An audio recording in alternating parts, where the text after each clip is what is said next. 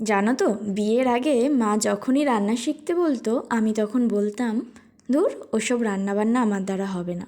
বিয়ের পর আমি শাশুড়িকে বলবো যে আমি বাড়ির সমস্ত কাজ করে দেব আর রান্নাটা তুমি করবে। মা তখন শুনে হাসতো, কিন্তু রান্না করার জন্য কখনো কোনো দিন জোর করেনি। কিন্তু বিয়ের পর থেকে রান্নার প্রতি এমন একটা ভালোবাসা জাগলো, কেনই বা জাগলো আর কীভাবেই বা জাগলো কী জানি।